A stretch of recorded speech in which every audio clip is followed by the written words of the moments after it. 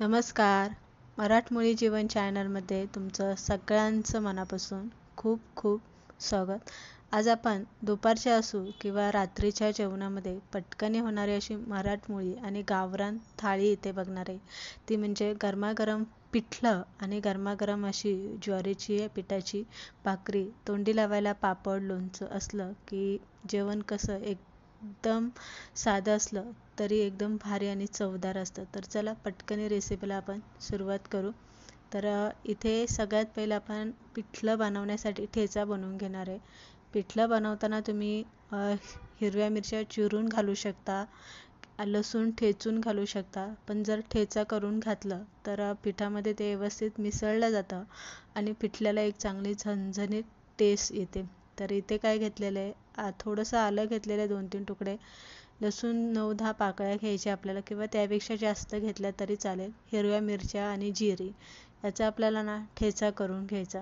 कांदा तुम्हाला जितका बारीक चिरता येईल तेवढा कांदा तुम्ही पिठल्यासाठी बारीक चिरू शकता.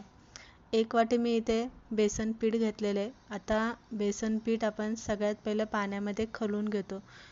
पिठलं बनवण्याच्या खूप साऱ्या वेगवेगळ्या पद्धती आहे.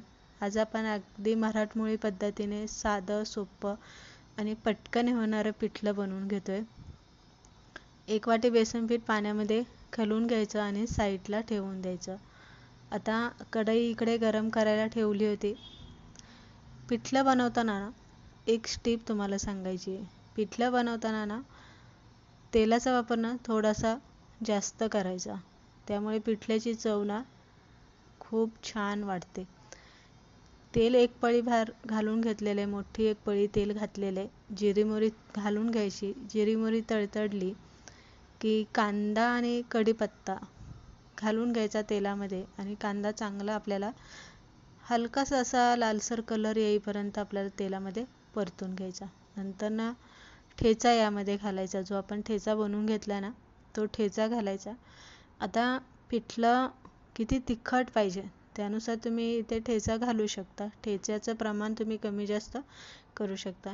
ठेचासुद्धा कांद्याबरोबर ना तेलामध्ये चांगला परतून घ्यायचा. सगळ्यात पहिला ठेचा घालू नका, कारण त्यामध्ये आपण लसूण घातल्यामुळे काय होतं, लगेच तो खाली असा करपला जातो. म्हणून कांदा पहिला परतून घ्यायचा आणि मग लसूण ठेचा घालून घ्यायचा. परतून घेतलं की त्यामध्ये फक्त आपल्याला हळद अर्धा चमचा आणि हिंग अर्धा चमचा घालून घ्यायचं आणि व्यवस्थित मिक्स करून घ्यायचं तेलामध्ये आणि पाणी घालायचं. आता इथे एक गोष्ट तुमच्या लक्षात आली असेल, मी डायरेक्ट पीठ खलून घेतलेलं पाणी नाही घातलं. तर सगळ्यात पहिलं मी इथे साधं पाणी घातलेलं आहे. चवीप्रमाणे 1-1.5 चमचा मीठ घालायचं आहे आणि ह्या आधनाला आपल्याला उकळी येऊन द्यायची. असं केल्यामुळे काय होतं, पिठाच्या गुठळ्या अजिबात होत नाही, एकसंग पीठ मिसळलं जातं आणि पिठल्यामध्ये गार पाणी घालायचं नाही. तर असं आधान येऊन द्यायचं किंवा गरम पाणी घालायचं. चव त्याची मरत नाही, चव कमी होत नाही, चव चांगली वाढते, पीठ चांगलं शिजलं जातं, हे लक्षात घ्या. बारीक गॅस करून आपल्याला पीठ चांगलं हलवून घ्यायचं. इथे बघू शकता असे बुडबुड्यावर उडतात, ते म्हणजे पिठलं आपलं शिजायला चालू झालेलं आहे. पिठल्याला उकळी फुटलेली आहे. आता इथे एक उकळी फुटली की आपल्याला काय करायचं आहे, परत वरनं एक कच्चं तेल घालायचं. 1 पळी कच्चं घालायचं. वरनं कच्चं का घालायचं, त्यामुळे काय होतं, पिठलं चांगलं शिजलं जातं. आणि तुम्हाला सांगितलं ना, पिठल्याला थोडंसं तेल जास्त वापरायचं, चव चांगली लागते. झाकण ठेवायचं. 5-6 मिनटं झाकण ठेवून पिठलं चांगलं तेल सुटेपर्यंत शिजलं जातं. इथे तुम्ही बघू शकता. हलवून घ्यायचं. सगळ्यात शेवटी कोथिंबीर घालून घ्यायची. कोथिंबीर पहिली मी घातलेली नाही, सगळ्यात शेवटी घालायची. अशी हिरवीगार कोथिंबीर बेसन पिठल्यामध्ये दिसली ना की लई छान दिसतं ते. त्यानंतर ना पिठलं बनवून तयार झालेलं आहे. गरमागरम अशी आपण भाकरी बनवून घेतोय. ज्वारीचं पीठ इथे घेतलेलं आहे. आता ज्वारीच्या पिठाची भाकरी बनवताना एक स्टेप तुम्हाला सांगायची आहे. जर पीठ व्यवस्थित असं रखरखीत झालं असेल, व्यवस्थित मळलं जात नसेल ना, तर पाणी गरम करायचं कोमट आणि मग पीठ मळायचं. भाकरीसुद्धा चांगली मऊ येते, चांगली फुगते. दुसरी गोष्ट म्हणजे भाकरी थापताना तिला अशा चिरा अजिबात जात नाही. पीठ मळून घेतलेलं आहे इथे. हातावरती असा उंडा करून घ्यायचा आणि मग पळपाटावरती मी थापून घेते. आता परातीत सुद्धा थापतो, पण परातीत पीठ जास्त असल्यामुळे मग भाकरी पळपाटावरती मी थापून घेतलेले बघू शकता. आणि ज्वारीच्या पिठाची भाकरी, बेसन पिठाबरोबर जर तुम्ही भाकरी खाणार असाल ना, तर भाकरी ना पातळ थापायची.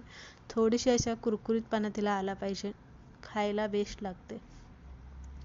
थापून घेतले, तव्यावरती घातले. तवा गरम असतो तेव्हा लगेच पाणी लावून घ्यायचं. थोडंसं पाणी सुकलं ना भाकरीचं, की मग भाकरी उलटायची. जास्त पाणी जर तुम्ही सुकून दिलं तर भाकरीला पाठीमागनं अशा चिरा जातात, किंवा पाणी लावल्या लावल्या जर तुम्ही उलटली तर भाकरी तव्यालाच चिटकून तिला असे डाग पडतात. म्हणून थोडंसं पाणी सुकून द्यायचं. भाकरी एका साईडने तव्यावरती भाजून घ्यायची, दुसरी साईड अशी तुम्ही गॅसवरती भाजू शकता. छान तिला कुरकुरीतपणा येतो. नंतर तिला असा चांगला पापोडा येतो. दुसरी भाकरी आपण अगदी सेम तशीच बनवून घेणार आहे. तर इथे घेतल्या गरमागरम भाकरीसुद्धा आपण बनवून घेतलेला आहे. भात आपण नेहमीसारखाच साधासा कुकरला लावून घेतलेला आहे. गरमागरम भाकरी, गरमागरम पिठलं, आणि पिठल्याबरोबर तोंडी लावायला आपलं उन्हाळ्यात केलेला मुगाचा पापड, लोणचं आणि कांदा. ही पिठल्याबरोबर तोंडी लावायला ना, हे 3 गोष्टी आणि एक लसणाची चटणी असली ना, आणि भाकरी गरमागरम, आणि वरनं पाऊस पडत असताना ना असं जेवण जर गरमागरम खायला भेटला, खाऊन डायरेक्ट झोप येणार, हे 100% मी तुम्हाला सांगते. तर अशा पद्धतीने आज पिठलं भाकरी ही थाळी बनवून